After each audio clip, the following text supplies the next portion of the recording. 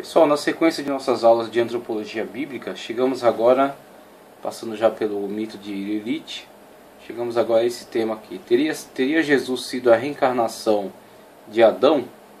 Então vemos aqui no texto da apostila que diz: atraídos pela teoria dos dois Adãos, alguns teólogos cristãos influenciados pela literatura rabínica, e aí sempre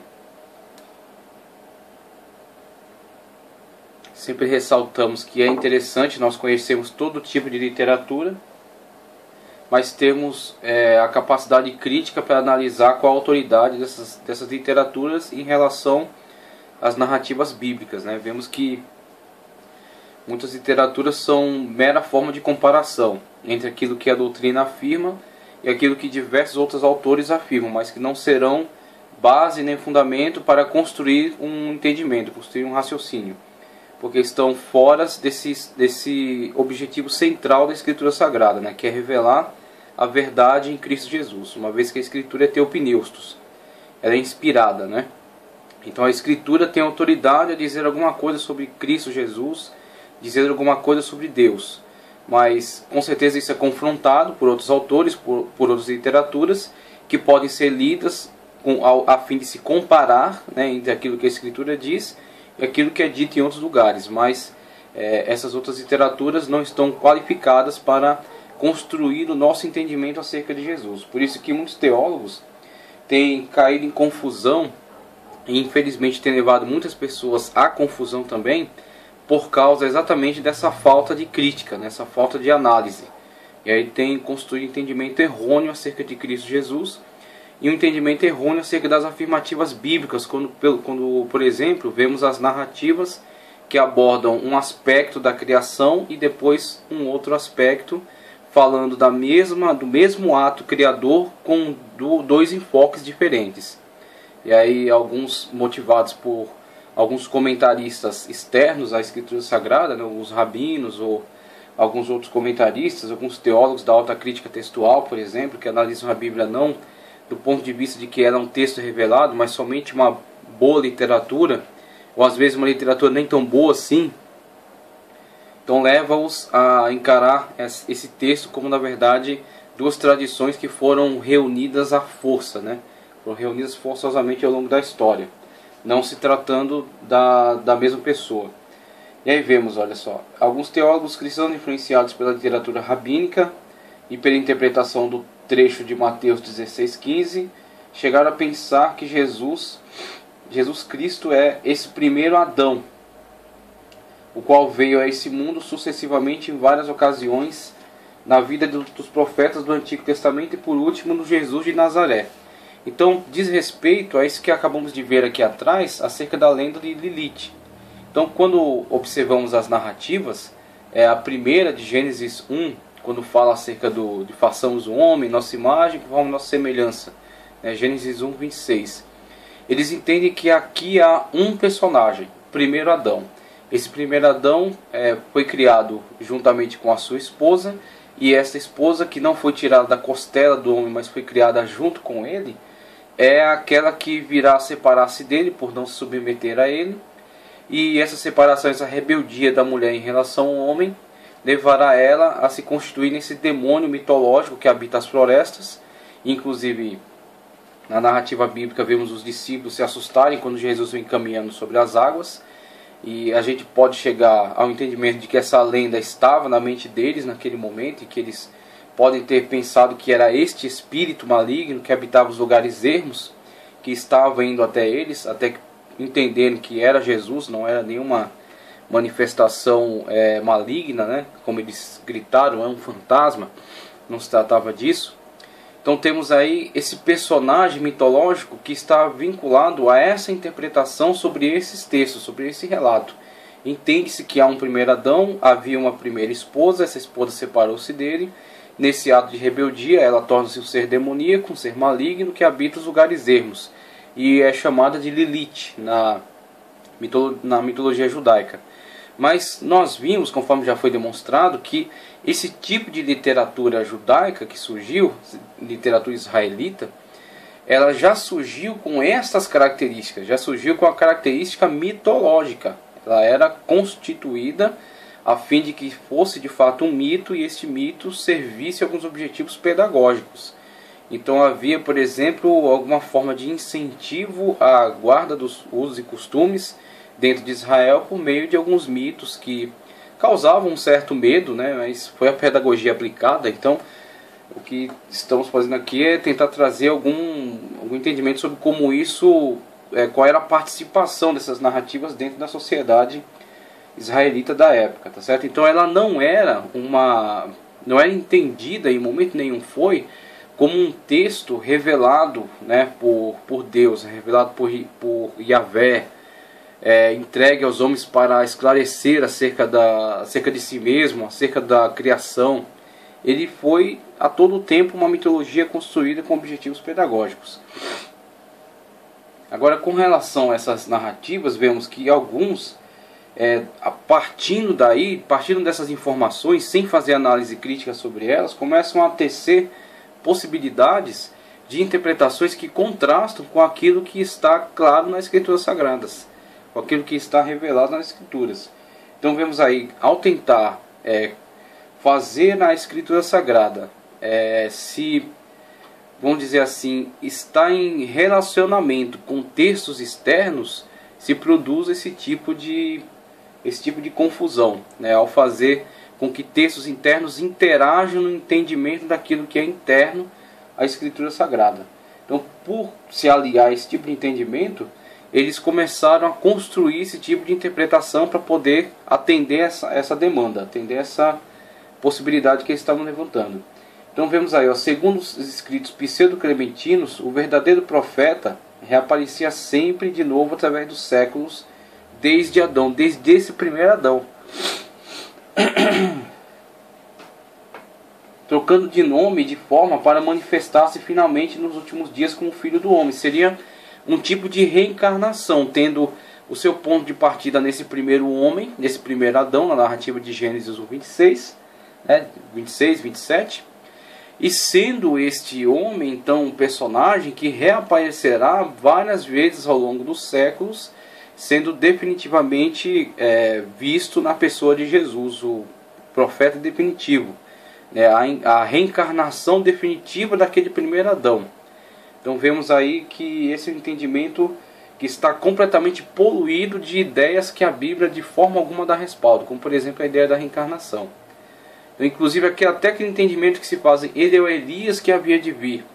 Há uma leitura de acordo com o que o texto bíblico pretende e há uma leitura misturada com entendimentos externos que não são respaldados pela Escritura Sagrada.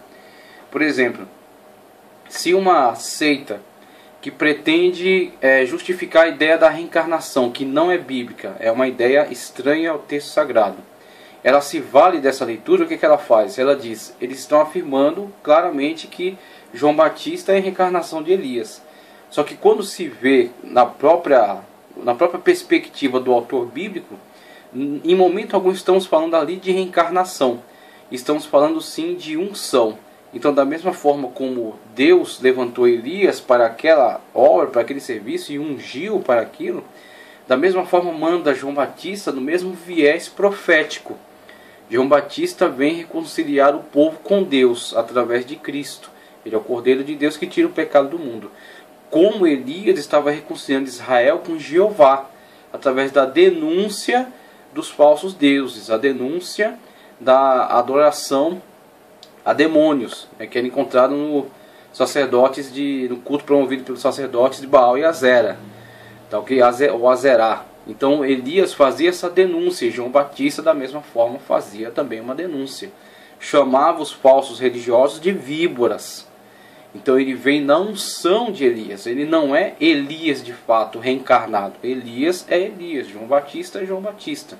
E ele vem na mesma unção de Elias, cumprindo desempenhar um papel profético semelhante ao de Elias. Então essa é a questão de João Batista ser o Elias que havia de vir. Da mesma forma, Jesus, ele é aqui encarado numa perspectiva completamente distorcida, como se Jesus fosse a reencarnação de um personagem que vem diversas vezes ao longo da história.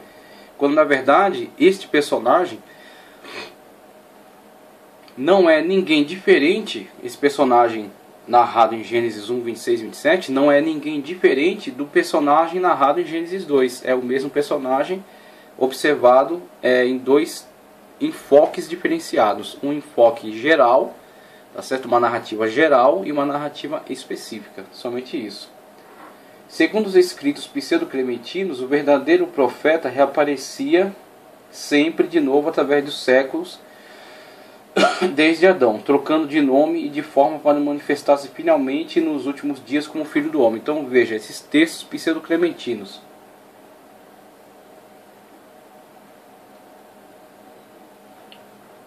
Eles são dentre uma gama de textos de tradição apócrifa, e houveram muitos textos que trouxeram muitas perspectivas, muitas possibilidades, e são apócrifos exatamente pela falta de harmonia com a coesão que existe dentro da doutrina bíblica.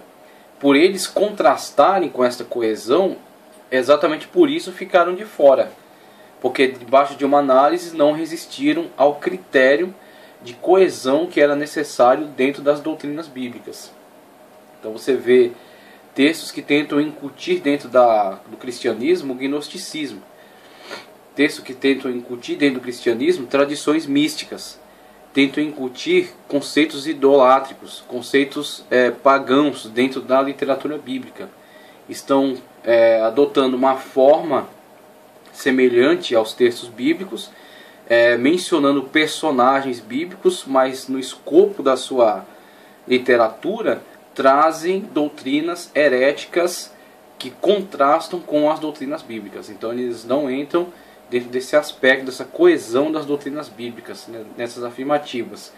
Em momento algum a literatura bíblica respalda a reencarnação, e esses textos pretendem promover a reencarnação. Utilizando-se de personagens bíblicos, tentam parecer com os textos bíblicos, mas ao se analisar sua doutrina, percebe-se rapidamente o contraste. Segundo o fragmento do Evangelho dos Hebreus, citado por Jerônimo em seu comentário de Isaías, o Espírito Santo disse a Jesus ao sair da água, quando do seu batismo: Eu tenho te esperado em todos os profetas, a fim de que tu viesses e eu repousasse em ti. Aqui a concepção do profeta escatológico está ligada à ideia de sucessiva reencarnação do mesmo profeta, realizada já muitas vezes no passado. Então vemos aí que o autor desse fragmento do livro do Evangelho dos Hebreus, também um livro apócrifo, ele coloca na boca do Espírito Santo, né, naquela manifestação logo após o batismo, quando ele desce em forma corpórea de pomba, e a voz brada do céu, ele coloca no personagem do Espírito Santo uma fala que em momento algum foi encontrada em nenhuma outra narrativa bíblica. Então isso não se repete em Mateus, isso não se repete em Lucas, tá certo? Os textos que falam acerca dessa manifestação, isso não é citado em nenhum outro lugar. O Espírito Santo não tornou a dar essa declaração em nenhuma outra narrativa.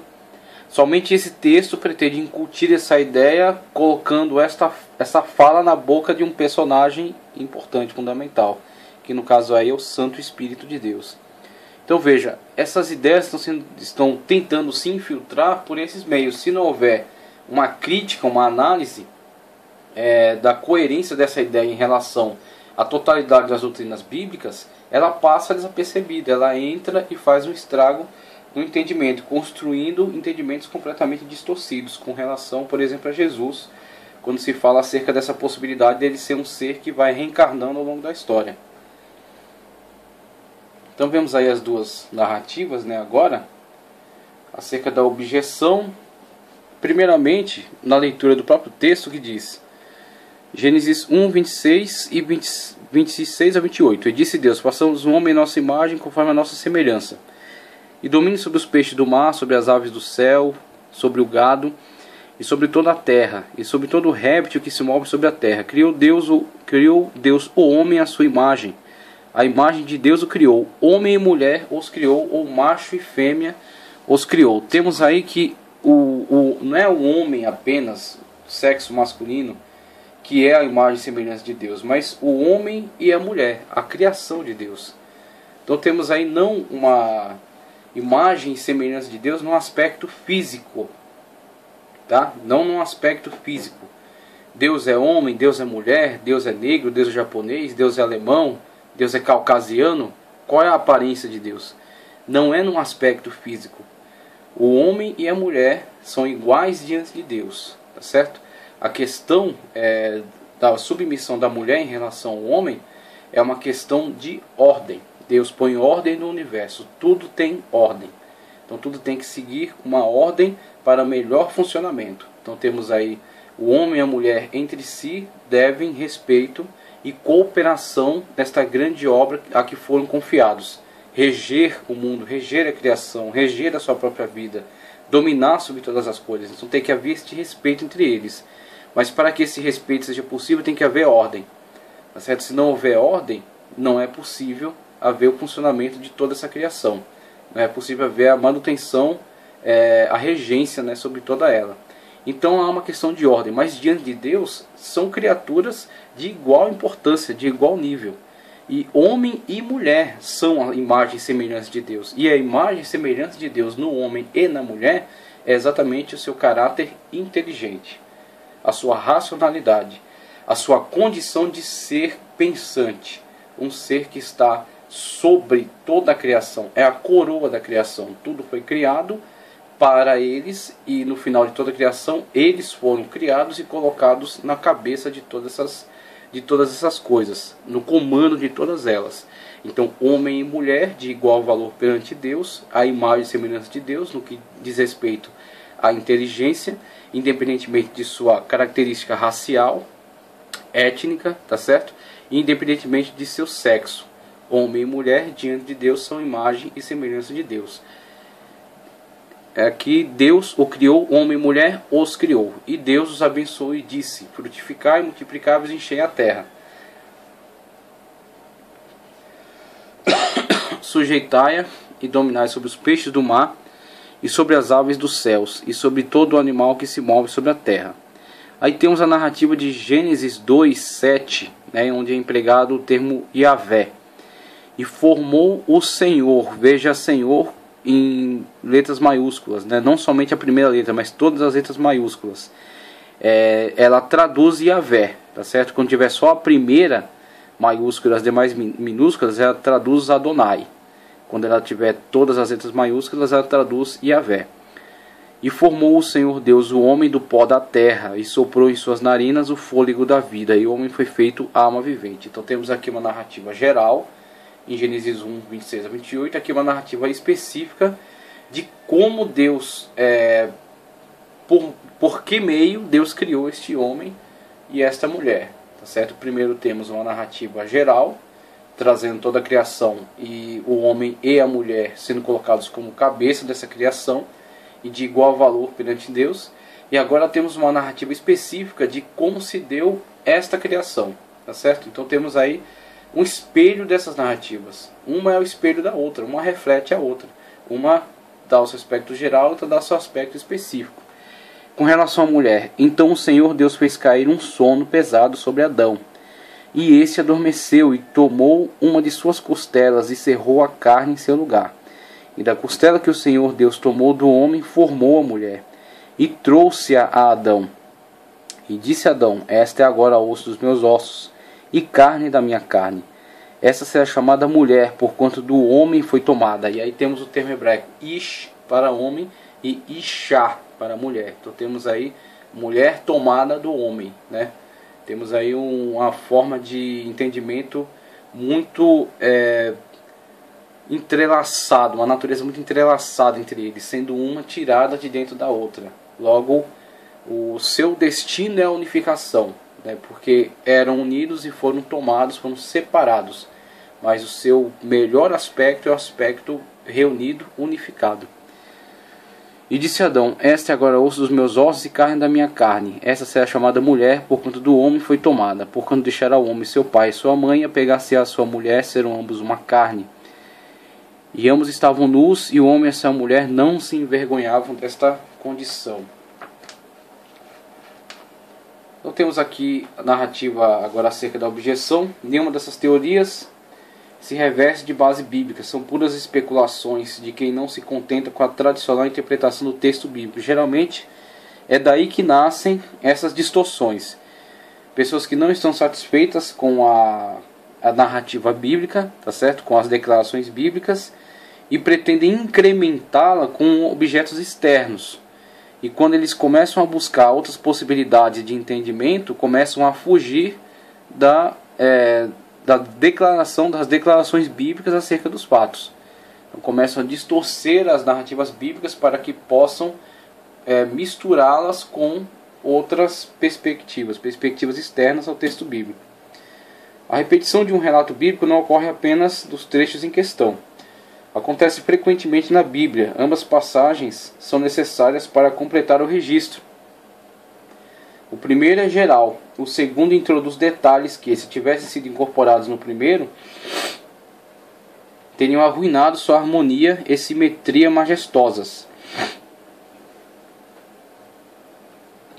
De acordo com a primeira narrativa, o homem e a mulher são igualmente uma criação direta de Deus. Mas na segunda narrativa é afirmado que o homem foi trazido à existência primeiro, após ter sido formado do pó da terra. E a mulher é tomada do homem por uma ação especial de Deus, que resultou na mesma perfeição do ser. Gênesis 2, 7, 21, 25. E aí temos aqui um texto que traz aqui um esclarecimento muito importante acerca desses fatos, e que a gente vai proceder à leitura aqui.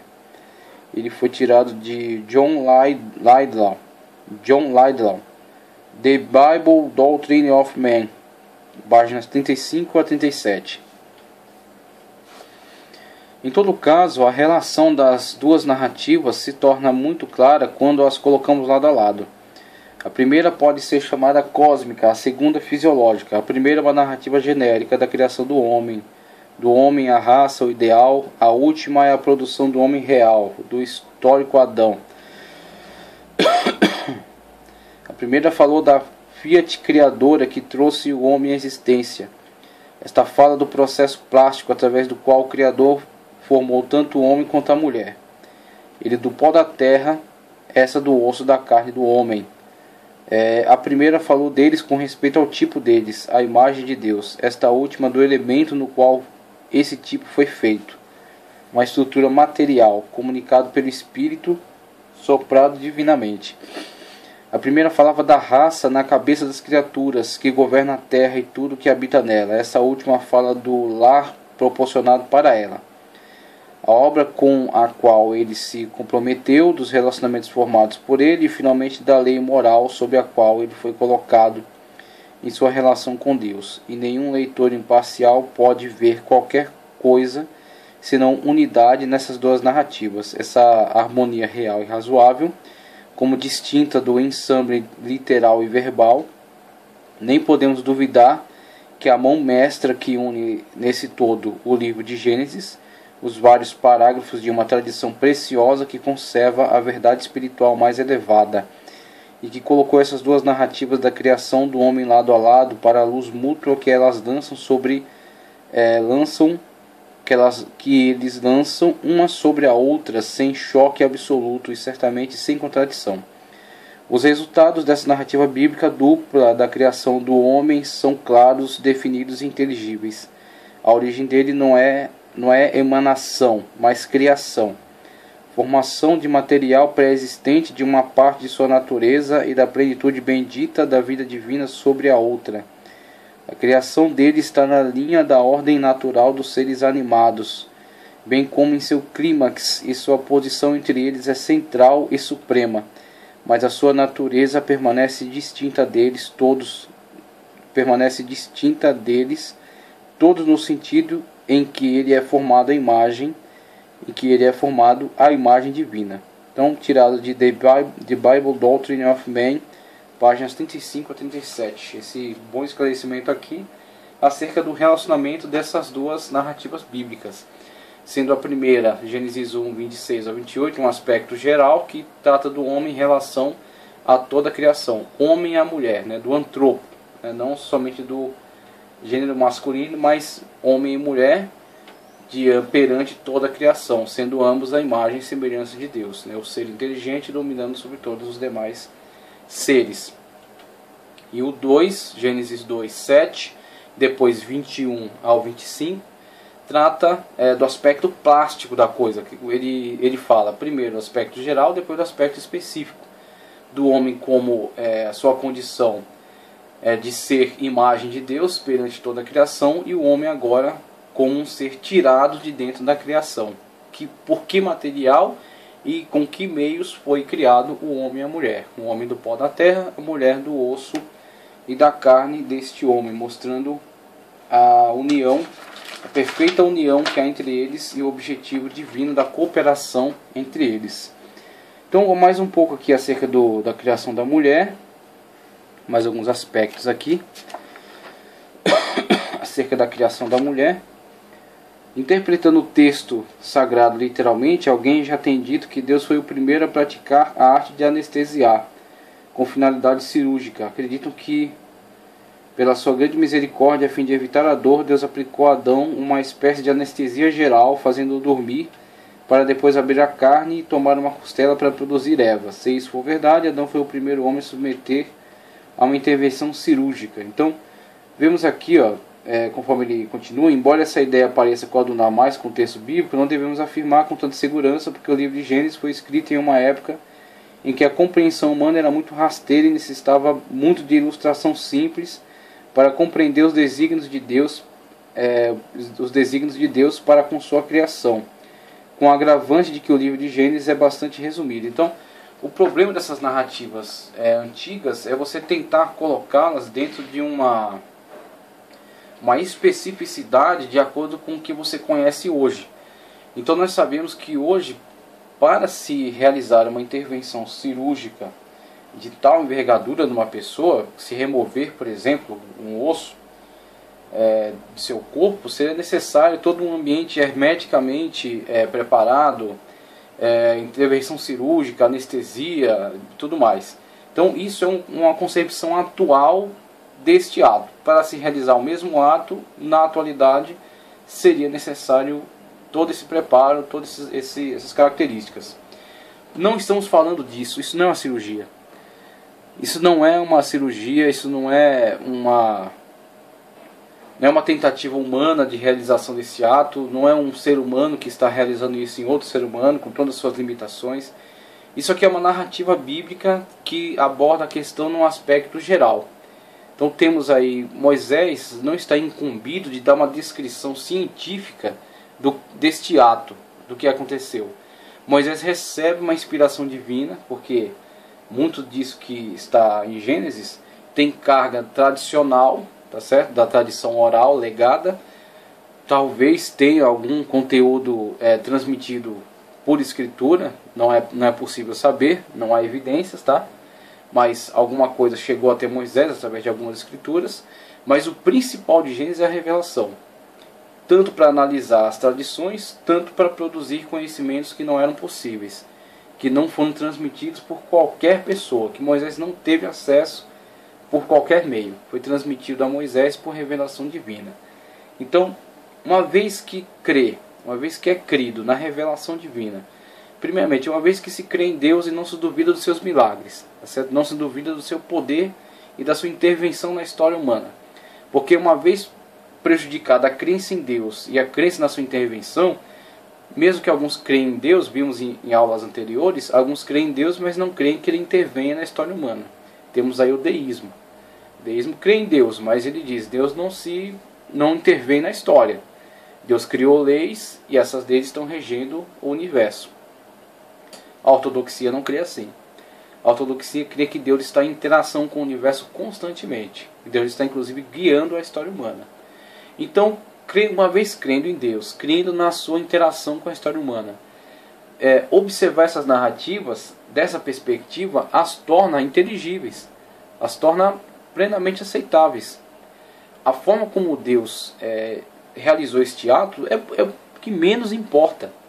É o que menos importa, porque não estamos falando de um outro ser humano com as limitações de um ser humano. Não estamos falando de uma intervenção cirúrgica. Estamos falando de um ato milagroso. Estamos falando de uma realização sobrenatural por um ser plenamente capaz. Então Deus, uma vez que é um ser plenamente capaz da realização deste ato, o que foi legado a Moisés é apenas uma narrativa geral, inclusive de carga muito pedagógica. Não é necessário Deus explicar para nós como ele realizou esse ato, só é importante sabermos que ele realizou. Deus realizou este ato e este ato se traduz com essas características, desta forma. Deus tirou a mulher de dentro do homem. Então, o homem foi criado do pó da terra, ou seja, o homem está relacionado com o mundo no qual ele vive. O homem não foi trazido do céu, o homem não foi criado de outros elementos, o homem não é uma emanação divina, tá certo? Ele não é um éon, como diziam os gnósticos, né? Uma emanação, um ser espiritual. O homem é um ser material e espiritual. Material porque é tirado do pó da terra. Espiritual porque é soprado nele o fôlego da vida, né? Dado a ele o espírito. O espírito nele é a imagem e semelhança de Deus. O homem é um ser inteligente, diferentemente dos outros animais que não são imagem e semelhança de Deus. Tá ok? Este homem que é a imagem e semelhança de Deus, ele é um ser pleno, completo. Tá ok? Deste homem, dentro deste homem, no âmago deste homem, existe este ser, esta criação de Deus, imagem e semelhança de Deus, estão ali homem e mulher. Então, separados homem e mulher, por meio desse procedimento, o sono de Adão, a retirada da sua costela, a feitura da mulher a partir da costela, da carne humana, a produção desse outro ser, que não é inferior a ele, não é superior a ele, é tirado de dentro dele, do lado dele, da costela. Então estes seres têm o mesmo valor perante Deus, como a narrativa de Gênesis 1. Tem o mesmo valor perante Deus, tem a responsabilidade perante a criação, tá certo? E estão estabelecidos numa ordem de perfeito funcionamento, sendo homem e mulher, tá ok? A mulher ao lado do homem, nem abaixo e nem acima, ao lado, convivendo, compartilhando da mesma história, compartilhando do mesmo destino, juntamente com este homem. O maior ganho, o maior objetivo é o referencial, o exemplo, a questão pedagógica e não a questão analítica. A questão analítica fica para questões científicas, questões da atualidade, por exemplo, questões relacionadas à medicina. A medicina, sim, porque é realizada por homens, dentro das suas limitações, em relação a outros homens. O homem não é um ser divino. O homem não realiza um ato divino, um ato sobrenatural. Quem realiza o ato sobrenatural é um ser sobrenatural. E o ser sobrenatural envolvido na narrativa é o próprio Deus. Então, a forma como Deus realizou isso, especificamente, detalhadamente, não é necessário ser transmitido. O que é necessário ser transmitido é o texto referencial, o exemplo pedagógico, tá certo? Aquilo que nos dá o perfeito entendimento do valor, desse ato. O valor desse ato é mais importante do que qualquer narrativa descritiva. Então, por isso que não temos que nos aventurar falando de cirurgia, falando de anestesia. Não é nada disso. Anestesia é necessária para nós, na nossa situação, na nossa atualidade. Deus não precisa da anestesia e Deus não realizou uma intervenção cirúrgica. Deus realizou um ato soberano e miraculoso, de acordo com as suas características, com o seu poder, tá certo? Com aquilo que só ele tem condições de fazer, de realizar. Quanto tempo Adão dormiu? O tempo em que Adão dormiu para que Deus tirasse Eva dele através de uma costela, não sabemos. Tudo que sabemos é o que ficou relatado em Gênesis. Adão pode ter dormido 1 minuto, 1 hora, 1 dia, 1 mês, 1 ano, 1 milhão de anos. Mesmo sem nenhuma informação segura apresentada na Bíblia, alguns comentaristas ousam fazer algumas cogitações sobre o assunto. Só surgem dúvidas com relação ao tempo que Adão dormiu na cabeça de pessoas que querem encontrar na Bíblia lacunas para incutir nela ideias que são estranhas a ela. Qual seria a necessidade para Deus, um ser soberano, sobrenatural, todo-poderoso, qual seria a necessidade para Deus de que o homem dormisse 1 milhão de anos? A única necessidade de se construir, se tecer a ideia do sono de Adão em 1 milhão de anos é para que nesse espaço, nesse lapso de tempo, se incutisse a ideia do evolucionismo, tendo então uma hipótese, tá certo? A partir de uma hipótese de que o homem fosse um ser hermafrodita, e desse ser hermafrodita surgissem a divisão de sexos a partir da evolução. Então a única necessidade para esse entendimento seria para se incutir esse tipo de desenvolvimento, esse tipo de entendimento a partir de uma ideia completamente antibíblica, de uma ideia completamente anti-sobrenatural. Então o que acontece? Com relação ao sono de Adão, não há o que se discutir. Adão foi posto, né, num estado de sonolência, foi tirado de um estado de vigilância, né, foi colocado em sono, para que por ato divino, sobrenatural e milagroso, fosse tirado dele a mulher. Então é um ser diante de Deus. Esse é o grande valor. É um ser diante de Deus. Deus não os vê como superior e inferior. Deus não os vê separadamente. Deus os vê completamente unidos e responsabilizados por tudo que fizerem. Numa união plena. Deus os vê como um ser. Tanto que a continuidade do texto bíblico assevera essa ideia. Ambos se unirão e serão uma carne. Serão uma carne. Você vê que os textos dão todo o direcionamento de qual objetivo. A ideia é a responsabilização de ambos perante Deus, o valor igualitário deles diante de Deus, tá certo?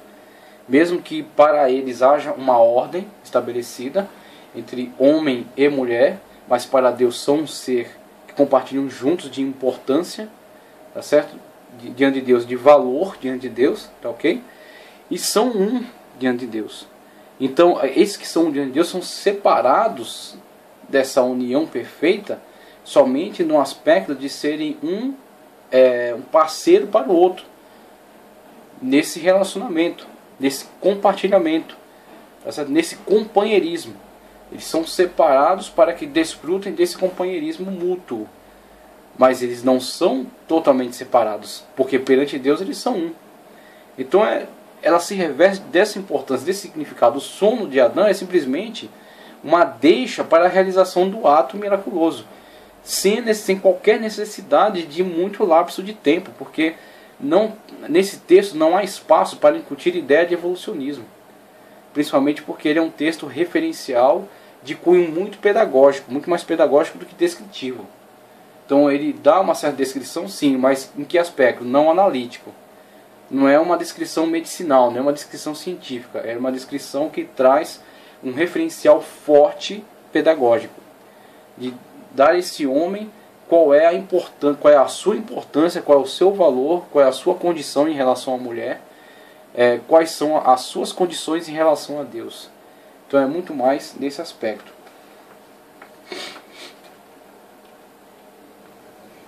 A costela. A forma utilizada por Deus para criar a mulher da costela do homem é um tanto debatida entre algumas classes de teólogos.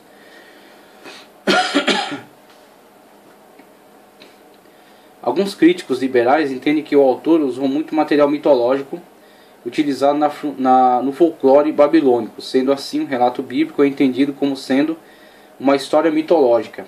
Ficam subordinados 100% ao texto. Outros ficam subordinados 100% ao texto, interpretando literalmente. E dizem que tudo aconteceu exatamente como está escrito. Mas há outros que interpretam o assunto de uma forma simbólica e ilustrativa, a fim de encontrar alguma lição de vida. Essa teoria diz que a história da criação da mulher, a partir da costela do homem, não é literal, mas tão somente simbólica. Nesse caso, a costela simboliza a posição secundária da mulher em relação ao homem, bem como a grande afinidade existente entre ambos, uma vez que os dois têm a mesma natureza. Esta afinidade psicossomática é ensinada pelo apóstolo Paulo, 1 Coríntios 6, 14, 16, Efésios 5, 28 a 31. Paulo recorre a essa narrativa, por exemplo, para estabelecer a ordem. O homem foi criado primeiro, a mulher foi criada depois. Uma questão de liderança. Então o homem tem que liderar, porque se ninguém lidera, ou se hipoteticamente os dois se entendem líderes, isso vira um caos, vira uma confusão, não há uma palavra final, não há um entendimento, não se toma uma decisão acertada, não se mantém essa decisão, porque não há uma liderança. Então recorre-se a esse referencial pedagógico para se trazer a ordem, mas esse referencial pedagógico não pode ser utilizado, não pode ser manipulado a fim de que se justifique uma questão de superioridade. Não é questão de superioridade, porque diante de Deus são um. E isso fica muito claro no texto. Não há valores diferentes diante de Deus, são um. Então a questão não é valor. Os dois têm o mesmo valor, os dois têm a mesma importância. A questão é de ordem. É uma questão limitada ao escopo da ordem. Precisa haver ordem. Precisa haver organização, liderança. Então o que acontece?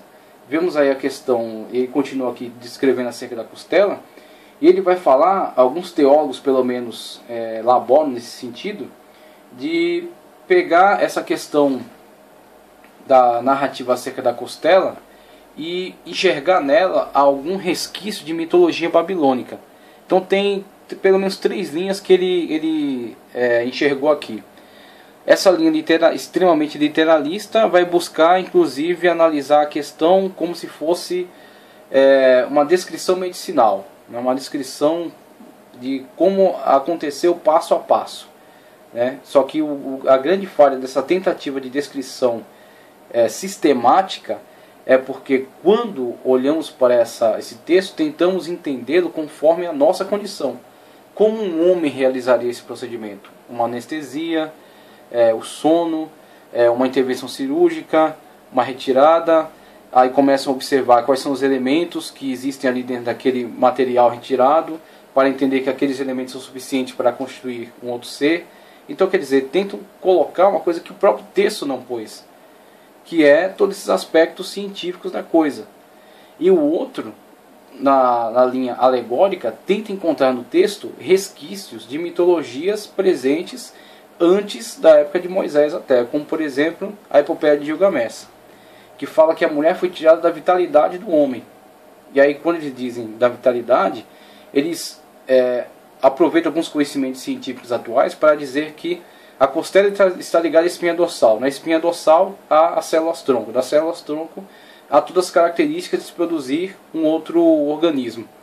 Então eles dizem, na verdade essa narrativa ela tem um cunho mitológico, ela aproveita a mitologia babilônica acerca de Gilgamesh, e ela tem algum respaldo, alguma relação com a realidade, uma vez que tem essas características. Mas quem disse que o autor tinha isso em mente? Quem disse que o autor tinha acesso a esse tipo de entendimento? Ou entrando pela questão da revelação bíblica, mas aquele que inspirou tinha, tudo bem. Mas será que Deus ia nos transmitir algum referencial importante abordando essas questões científicas que só são conhecidas para esta atualidade? Elas podem até contribuir no aspecto de nos mostrar como o Espírito de Deus é sábio, é profundo e guardou algumas coisas na narrativa que seriam entendidas somente futuramente. Deixou alguns aspectos da narrativa que seriam entendidas em um determinado tempo na história em que se terão mais informações, por exemplo, de cunho científico. Então, existe esse aspecto, pode até ser observado, mas o mais importante não é ele. O mais importante não é esse aspecto. Quando se fala da criação da mulher e se aborda essa questão dela ter sido criada da costela do homem, a gente vai ver aqui na continuidade, conforme ele vai nos demonstrar, é que o cunho de ensinamento referencial é muito mais forte. No sentido de trazer este homem qual é o correto comportamento e entendimento em relação à sua companheira, sua esposa. Ela não está acima dele e ela também não está abaixo dele. Ela está ao lado dele. Ele precisa ele precisa liderar e zelar, cuidar, amar, proteger. Tá certo? Ele precisa tomar a frente na situação para criar um melhor ambiente, para proporcionar o melhor. Só que ele não está lidando com um ser inferior a si mesmo. Ele não está lidando com um ser que está abaixo dele. Ele também não deve encarar esse ser como estando acima dele. Esse ser foi tirado do lado dele. E este é o melhor referencial. Mesmo com um aspecto que se possa observar tradição babilônica possa ter sido preservada, ou o aspecto literalista e falar acerca de intervenção cirúrgica, mesmo com essas observações, que podem ser até curiosas, interessantes, mas não é o mais importante. O mais importante é este referencial moral. Este referencial moral e ético, se fosse de fato respeitado, teríamos uma sociedade muito melhor, com menos feminicídio, como é abordado hoje. A coisa está tão grave que criaram um tipo de crime específico para essa situação matrimonial, não só matrimonial, né, mas uma situação em que a mulher é morta exatamente por causa da sua condição. Porque o homem se entende possuidor dessa mulher, se entende dono dela. Em momento algum foi dito ao homem que ele é dono da mulher. Mas é dito sim que eles são um, quando unidos. E eles têm o mesmo valor diante de Deus. E esta união tem que funcionar. Ela tem que proporcionar o melhor ambiente possível. Então, nesse aspecto, nessas características. Se o homem e a mulher tivessem esse entendimento, viveriam o plano e o projeto de Deus de uma forma muito melhor. Na continuidade diz, do homem foi tomada, Gênesis 2:23, conforme está aí na narrativa. E disse a Adão, esta agora é osso dos meus ossos e carne da minha carne. Esta será chamada mulher, porquanto do homem foi tomada. O vocábulo português mulher vem do hebraico ishá, isto é, tomada de ish, homem. No hebraico, o significado etimológico da palavra mulher é homem-ela, ou homem-fêmea. Algumas versões bíblicas traduzem por varoa. Os tradutores da Bíblia Teb traduzem por humana. Ela será chamada humana, pois do humano foi tomada. Varoa, Ishá, varão, Ish. Essas duas palavras hebraicas são muito parecidas, até mesmo no som. A única diferença entre elas é que a palavra mulher tem um sufixo feminino. Com respeito à origem da mulher e sua utilidade junto ao homem, tem surgido muitas ideias. Ele discute aqui um pouco acerca do hermafroditismo, e o hermafroditismo surge da ideia da união entre Hermes e Afrodite. E o amor desse casal de deuses foi tão forte que ambos se uniram num só corpo, produzindo uma combinação de um só ser. Então temos aí a mitologia que trata acerca do hermafroditismo, né, da união entre Hermes e Afrodite. Então isso sempre foi um mito desde a origem, e com certeza cumpriu com alguma função pedagógica dentro do povo grego, transmitir algum significado importante, mas ela não pode ultrapassar este escopo, é um mito, é apenas um mito. O seu objetivo não é uma descrição, o seu objetivo é transmitir alguma ideia maior, algum sentido maior. Ainda com respeito ao hermafroditismo, o filósofo grego Platão diz que a princípio não havia macho e fêmea, só havia um ser que reunia em si os dois sexos, feminino e masculino, e que os deuses não gostaram muito da combinação, achou por bem divididos em macho e fêmea, isto é, o homem e a mulher. Essa separação resultou numa constante busca do sexo oposto com o propósito de unir-se à antiga parte. A história mitológica resultou na doutrina das almas gêmeas, que diz que no princípio, de uma forma inexplicável, homem e mulher eram um só ser, e que mais tarde se bifurcaram em dois. Daí então tanto homem como mulher vivem buscando a sua outra metade. Então vemos que os mitos, eles são construídos, eles explicam coisas que o homem não tem como analisar cientificamente, mas o seu maior propósito não é nem esse. O maior propósito é transmitir algum referencial ético e moral. Então, dentro desse escopo do referencial ético e moral, ou simplesmente da descrição da tragédia humana, como é muito típico no caso dos gregos, ele é muito mais útil. Ele é muito mais útil pedagogicamente do que descritivamente. Essa ideia está fundamentada na doutrina da reencarnação, que fala da atração das pessoas ao longo da vereda da vida. Embora isso não passe de um mito grego, sem nenhum fundamento verossímil, essa história apresenta uma necessidade urgente, visto que ela apresenta uma alternativa de vida a dois. Conforme o texto sagrado, sabe-se que as pessoas casadas vivem por mais tempo e que são possuidoras de um estado psicológico melhor do que as pessoas que vivem sós. Segundo os pesquisadores, as pessoas casadas desenvolvem melhor seu sistema vital. Sabe-se também que o amor e o companheirismo fazem com que as pessoas casadas se frustrem menos sexualmente. Então temos aí, na verdade, o propósito ético-moral transmitido, né? A ideia do valor do casamento, da união entre macho e fêmea, né? Entre homem e mulher, e a melhor forma, né, a melhor maneira, né, de concepção de vida que é compartilhada entre ambos. A harmonização da criatura com o Criador.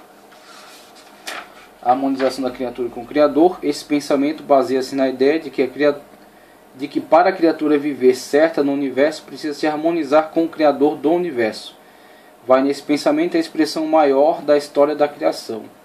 Voltando ao assunto em foco, a lição que pode ser extraída é que para que as coisas venham a dar certo na Terra, é necessário que cada mulher tenha o seu próprio companheiro e cada homem tenha a sua própria companheira. Esse pensamento se alicerça no desenvolvimento mútuo, sendo assim a origem do casamento e da procriação para a perpetuação da raça, pode ser explicada de forma satisfatória nos princípios dessa teoria. Quando analisamos esse tipo de concepção, o que vemos muito claro existe um plano e um projeto perfeito, um plano perfeito onde as coisas funcionam. Inclusive, na abordagem de João, no seu Evangelho, capítulo 1, diz que a palavra, o verbo divino, estava com Deus, e é Deus, tá certo? E tudo foi feito por ele, e sem ele nada do que foi feito se fez. Preste atenção. Sem ele nada do que foi feito se fez. Quem? O verbo divino. Quem é o verbo divino? É o Cristo encarnado. O Cristo encarnado é o mesmo verbo divino, porque o verbo divino, conforme Paulo aborda em Filipenses, deixou a sua glória, encarnou na forma humana, viveu como homem, obedeceu em tudo até a morte e morte de cruz. Então, o mesmo verbo divino, criador de todas as coisas, é o Jesus humano, que foi unido por meio da união chamada união hipostática. Então, o ser, o verbo divino, encarnou no ser humano. E aí constituiu esta pessoa maravilhosa, esse ser extraordinário chamado Jesus Cristo. Então, Jesus Cristo é o autor de todas as coisas. Tudo foi criado por ele, sem ele nada que foi feito se fez. Agora veja, se tudo foi criado por Jesus, foi criado pelo Senhor, por que as coisas estão caóticas como estão? Por que o mundo está caótico desta forma?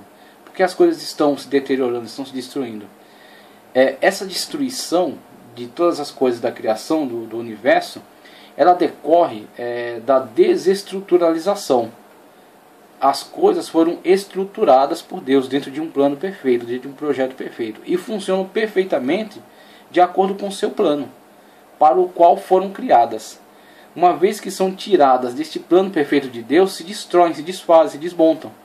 É isso que Agostinho aborda um pouco no livro Trindade, se não me engano, quando ele fala acerca do... Eu não sei se foi no livro Trindade, talvez seja no Cidade de Deus.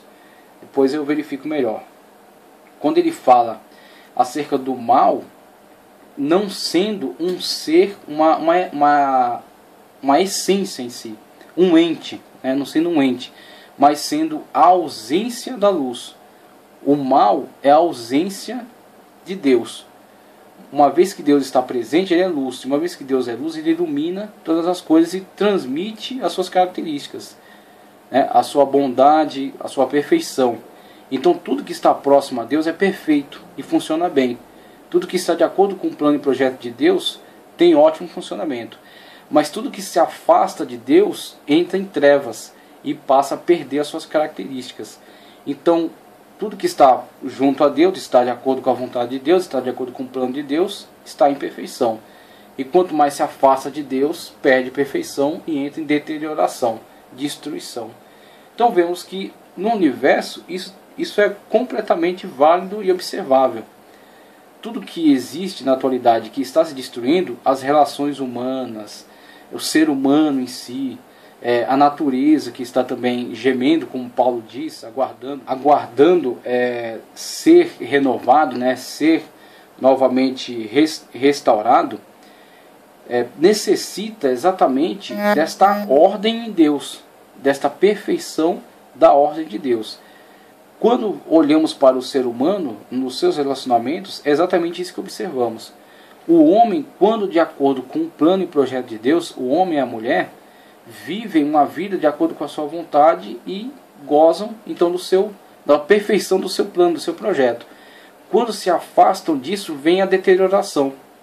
A deterioração, por exemplo, do homem e da mulher nas doenças venéreas. A deterioração das famílias. A destruição dos relacionamentos. o relacionamento numa forma não de troca mútua de amor e companheirismo, mas sim de usurpação, de uso, né? O homem usando a mulher como objeto de prazer tão somente, a mulher usando o homem como objeto de prazer tão somente, ambos se desprezando, se enganando e por fim se destruindo. Então vemos que tanto em relação ao relacionamento humano, quanto em relação à natureza. Na natureza, o pecado entrou na natureza por causa da desobediência humana. O homem e a mulher são a coroa da criação. Uma vez que eles permitiram a entrada do pecado na natureza, a deterioração da natureza. E a natureza vem se deteriorando ao longo dos séculos, sendo finalmente restaurada por Deus, como é narrado em Apocalipse. Quando todas as coisas serão restauradas. Mas no momento o que vemos é o resultado da entrada do pecado no mundo e da sua atual deterioração. Então não está de acordo com o plano de Deus. Inclusive João diz que o mundo jaz no maligno, né? Por causa exatamente desse processo de deterioração no qual se encontra. E o homem, quando entende isso, ele vê o valor do plano de Deus para a sua vida. Ele vê o valor que é andar em obediência com aquilo que Deus planejou. O que Deus planejou para o homem? Relacionamento, homem e mulher. Casamento. Serão uma só carne. Gerarão filhos. Viverão um para o outro. Cuidarão um do outro. Viverão uma vida harmônica. O apóstolo Paulo aborda muito isso nas suas cartas. A gente vai entrar no próximo capítulo acerca de casamento, relacionamentos, as diversas modalidades de relacionamento. E vamos ver que a única forma eficaz de relacionamento é a que a Bíblia referencia para nós. Relacionamento homem e mulher dentro do ambiente familiar, gerando filhos e estabilidade. Então, o que é isso? Plano de Deus. Uma vez próximo do plano de Deus, uma vida boa. Uma vez distanciado, divorciado do plano de Deus, destruição. Adjutora. Alguns estudiosos têm pensado que a forma de tratar a mulher como a adjutora do homem é machista, desprezível e humilhante, mas isso depende muito do ponto de vista em que essa situação é encarada. Ao interpretar o texto alegoricamente, alguns intérpretes têm dito que Deus tomou a mulher da costela do homem, isto é, do seu lado. O Senhor não utilizou nenhum outro membro superior ou inferior ao homem, mas ao seu lado, a costela, tendo em vista que a mulher não deveria se elevar ao homem, nem rastejar aos seus pés, mas viver sempre ao lado dele, uma vida de amor mútuo. Então, vemos aí que ele no final traz essa questão da adjutora, conforme já temos aqui esclarecido. Então, só para finalizar, o mundo é um todo composto por partes. Essas partes vivem mutuamente ajudando uma a outra. A posição em que uma parte se encontra não faz dela menor ou maior. O homem é que, pela sua visão de superioridade ou de inferioridade, confere valor ou desvalor às coisas iguais. Deus não vê ninguém grande ou pequeno. O ego é que faz o homem se sentir maior ou menor. Quando o homem olha para as coisas com amor, ele não vê superioridade ou inferioridade, nem inferioridade nelas, mas tão somente seu verdadeiro valor. Um casal que vive o verdadeiro amor reconhece mutuamente seu respectivo valor. Há coisas que o homem não pode fazer nem ser, mas a mulher pode. Então vemos aí a completude dentro do relacionamento entre homem e mulher e o perfeito plano de Deus para a humanidade. Na sequência, prosseguiremos falando aí acerca de matrimônio e relacionamento.